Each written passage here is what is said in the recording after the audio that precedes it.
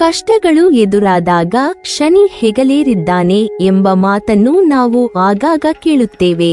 ಆದರೆ ಶನಿ ಎಂದರೆ ಕೇವಲ ಕಷ್ಟಗಳನ್ನು ಕೊಡುವ ಗ್ರಹ ಎಂಬ ಭಾವನೆ ಸಂಪೂರ್ಣವಾಗಿ ಸರಿಯಲ್ಲ.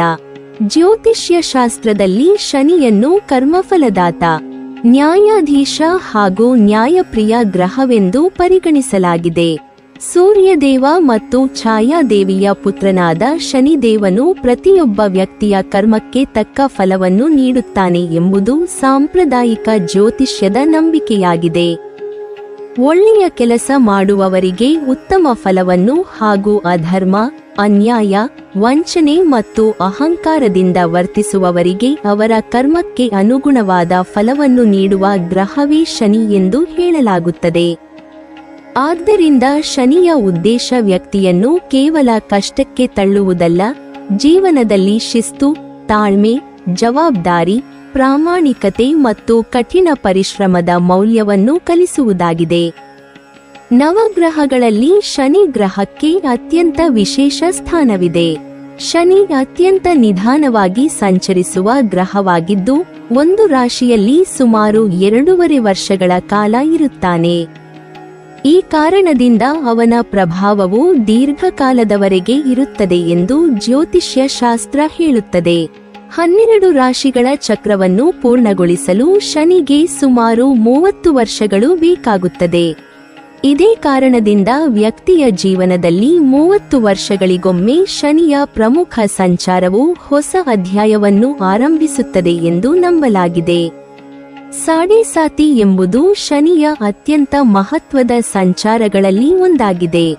ಜನ್ಮರಾಶಿಗೆ ಹಿಂದಿನ ರಾಶಿ, ಜನ್ಮರಾಶಿ ಹಾಗೂ ಮುಂದಿನ ರಾಶಿಯಲ್ಲಿ ಶನಿ ಸಂಚರಿಸುವ ಒಟ್ಟು 7.5 ವರ್ಷದ ಅವಧಿಯನ್ನು ಸಾಡೇಸಾತಿ ಎಂದು ಕರೆಯುತ್ತಾರೆ. ಈ ಅವಧಿಯಲ್ಲಿ ವ್ಯಕ್ತಿಯ ಜೀವನದಲ್ಲಿ ಹಲವು ರೀತಿಯ ಬದಲಾವಣೆಗಳು ಸಂಭವಿಸಬಹುದು ಎಂದು ಜ್ಯೋತಿಷ್ಯ ಹೇಳುತ್ತದೆ. ಕೆಲವರಿಗೆ ಕಠಿಣ ಪರೀಕ್ಷೆಗಳ ಮೂಲಕ ಜೀವನ ಪಾಠಗಳನ್ನು ಕಲಿಸಿದರೆ, ಮತ್ತು ಕೆಲವರಿಗೆ ದೊಡ್ಡ ಯಶಸ್ಸು, ಗೌರವ ಮತ್ತು ಸ್ಥಿರತೆಯನ್ನು ನೀಡುವ ಸಂದರ್ಭವೂ ಇದೇ ಆಗಿರಬಹುದು. ಆದ್ದರಿಂದ ಸಾಡೇಸಾತಿ ಎಂದರೆ ಕೇವಲ ದುಃಖದ ಸಮಯ ಎನ್ನುವುದು ಸರಿಯಾದ ಅಭಿಪ್ರಾಯವಲ್ಲ. 2026 ಮತ್ತು 2027 ಅವಧಿಯಲ್ಲಿ ಕುಂಭ ರಾಶಿಯವರು ಶನಿ ಸಾಡೇಸಾತಿಯ ಅಂತಿಮ ಹಂತವನ್ನು ಅನುಭವಿಸುತ್ತಿರುತ್ತಾರೆ. ಶನಿಯು ಈ ಅವಧಿಯಲ್ಲಿ ಮೀನ ರಾಶಿಯಲ್ಲಿ ಸಂಚರಿಸುವುದರಿಂದ ಸಾಡೇಸಾತಿಯ ಕೊನೆಯ ಹಂತ ಮುಂದುವರಿಯುತ್ತದೆ. ಜ್ಯೋತಿಷ್ಯದ ಪ್ರಕಾರ ಮೊದಲ ಹಂತವು ಮನಸ್ಸು ಮತ್ತು ಆಲೋಚನೆಗಳ ಮೇಲೆ ಪರಿಣಾಮ ಬೀರುತ್ತದೆ. ಎರಡನೇ ಹಂತವು ಕುಟುಂಬ, ಆರ್ಥಿಕ ಪರಿಸ್ಥಿತಿ ಹಾಗೂ ಭಾವನಾತ್ಮಕ ಜೀವನದ ಮೇಲೆ ಹೆಚ್ಚು ಪರಿಣಾಮ ಬೀರುತ್ತದೆ.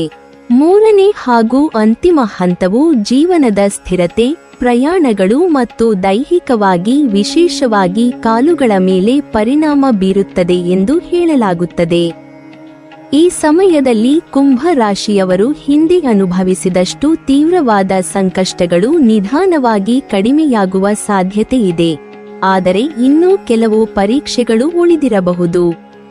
ಆದ್ದರಿಂದ ಯಾವುದೇ ವಿಷಯದಲ್ಲಿ ಆತುರಪಡದೆ ತಾಳ್ಮೆಯಿಂದ ನಿರ್ಧಾರಗಳನ್ನು ತೆಗೆದುಕೊಳ್ಳುವುದು ಬಹಳ ಮುಖ್ಯವಾಗುತ್ತದೆ. ಹಲವು ವರ್ಷಗಳಿಂದ ಮಾಡಿದ ಪರಿಶ್ರಮಕ್ಕೆ ಪ್ರತಿಫಲ ಸಿಗಲು ಆರಂಭವಾಗುವ ಸಮಯ ಇದಾಗಬಹುದು. ಉದ್ಯೋಗ ಕ್ಷೇತ್ರದಲ್ಲಿ ಕೆಲವು ಪ್ರಮುಖ ಬದಲಾವಣೆಗಳು ಸಂಭವಿಸುವ ಸಾಧ್ಯತೆ ಇದೆ. ದೀರ್ಘಕಾಲದಿಂದ ಬಡ್ತಿ ಅಥವಾ ವೇತನ ಹೆಚ್ಚಳಕ್ಕಾಗಿ ಕಾಯುತ್ತಿದ್ದವರಿಗೆ ಉತ್ತಮ ಅವಕಾಶಗಳು ದೊರೆಯಬಹುದು. ಹೊಸ ಜವಾಬ್ದಾರಿಗಳು ನಿಮ್ಮ ಮೇಲೆ ಬರಬಹುದು. ಕೆಲವರಿಗೆ ವರ್ಗಾವಣೆ ಅಥವಾ ಹೊಸ ಸ್ಥಳದಲ್ಲಿ ಕೆಲಸ ಮಾಡುವ ಅವಕಾಶವೂ ದೊರೆಯಬಹುದು. ಆರಂಭದಲ್ಲಿ ಈ ಬದಲಾವಣೆಗಳು ಕಷ್ಟವೆನಿಸಿದರೂ ಭವಿಷ್ಯದಲ್ಲಿ ಉತ್ತಮ ಬೆಳವಣಿಗೆಗೆ ಕಾರಣವಾಗಬಹುದು. ಮೇಲಾಧಿಕಾರಿಗಳೊಂದಿಗೆ ಗೌರವದಿಂದ ವರ್ತಿಸುವುದು ಮತ್ತು ಸಹೋದ್ಯೋಗಿಗಳೊಂದಿಗೆ ಅನಗತ್ಯ ವಾದಗಳನ್ನು ತಪ್ಪಿಸುವುದು ಒಳಿತು. ವ್ಯಾಪಾರಸ್ಥರಿಗೆ ಈ ಅವಧಿ ಮಿಶ್ರ ಫಲವನ್ನು ನೀಡುವ ಸಾಧ್ಯತೆಯಿದೆ. ಹಳೆಯ ಯೋಜನೆಗಳಿಂದ ಲಾಭ ದೊರೆಯಬಹುದು, ಆದರೆ ಹೊಸ ಹೂಡಿಕೆ ಮಾಡುವಾಗ ಸೂಕ್ತ ಪರಿಶೀಲನೆ ಅಗತ್ಯ. ಪಾಲುದಾರಿಕೆಯಲ್ಲಿ ವ್ಯವಹಾರ ನಡೆಸುವವರು ದಾಖಲೆಗಳನ್ನು ಸಂಪೂರ್ಣವಾಗಿ ಪರಿಶೀಲಿಸಿ ನಂತರವೇ ಒಪ್ಪಂದ ಮಾಡಿಕೊಳ್ಳಬೇಕು. ತ್ವರಿತ ಲಾಭದ ಆಸೆಯಿಂದ ಅಪಾಯಕಾರಿ ನಿರ್ಧಾರಗಳನ್ನು ತೆಗೆದುಕೊಳ್ಳುವುದು ನಷ್ಟಕ್ಕೆ ಕಾರಣವಾಗಬಹುದು. ಅನುಭವಿಗಳ ಸಲಹೆ ಪಡೆದು ನಿರ್ಧಾರ ತೆಗೆದುಕೊಳ್ಳುವುದು ಉತ್ತಮ. ಆರ್ಥಿಕವಾಗಿ ಈ ಅವಧಿಯಲ್ಲಿ ಆದಾಯದ ಜೊತೆಗೆ ವೆಚ್ಚವೂ ಹೆಚ್ಚಾಗಬಹುದು.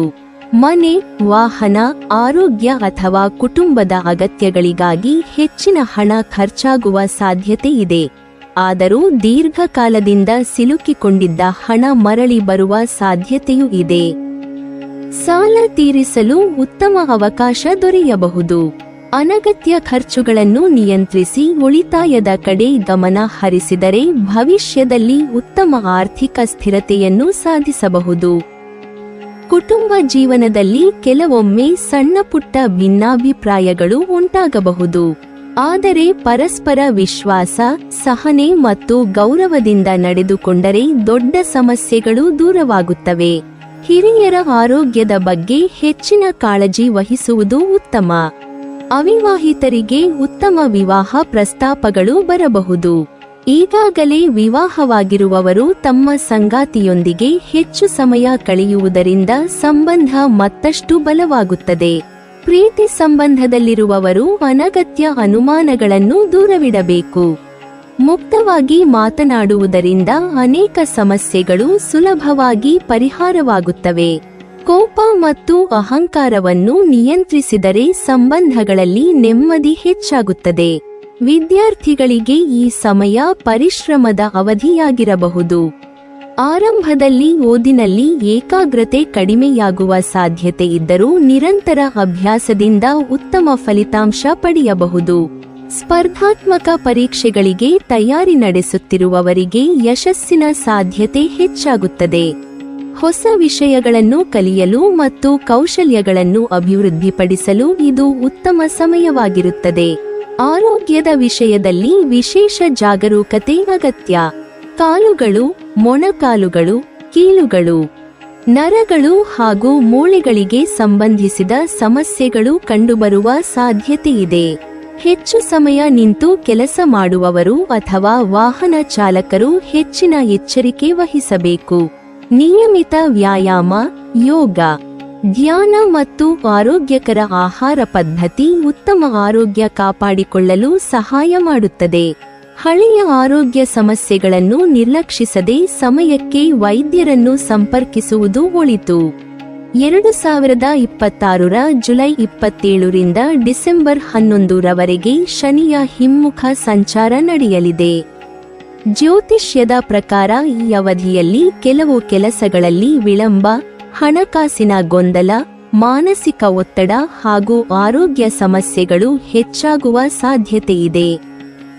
ನಿಮ್ಮ ಆಪ್ತರೆಂದು ಭಾವಿಸಿದವರಿಂದಲೂ ಹಣಕಾಸಿನ ವಿಷಯದಲ್ಲಿ ನಿರಾಸೆ ಉಂಟಾಗುವ ಸಾಧ್ಯತೆ ಇರುವುದರಿಂದ ಯಾವುದೇ ಹಣಕಾಸಿನ ವ್ಯವಹಾರವನ್ನು ದಾಖಲೆಗಳೊಂದಿಗೆ ನಡೆಸುವುದು ಸೂಕ್ತ.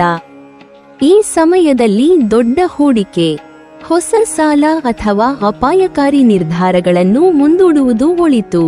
ಈ ಅವಧಿಯಲ್ಲಿ ವಾಹನ ಚಲಾಯಿಸುವಾಗ ವಿಶೇಷ ಎಚ್ಚರಿಕೆ ವಹಿಸಬೇಕು. ದೂರ ಪ್ರಯಾಣ ಮಾಡುವಾಗ ಅಗತ್ಯ ಮುನ್ನೆಚ್ಚರಿಕೆಗಳನ್ನು ತೆಗೆದುಕೊಳ್ಳಬೇಕು. ಯಾವುದೇ ದಾಖಲೆಗಳಿಗೆ ಸಹಿ ಮಾಡುವ ಮೊದಲು ಅವುಗಳನ್ನು ಸಂಪೂರ್ಣವಾಗಿ ಓದುವುದು ಉತ್ತಮ. ಕಾನೂನು ಸಂಬಂಧಿತ ವಿಷಯಗಳಲ್ಲಿ ಅಜಾಗರೂಕತೆ ತೋರಬಾರದು.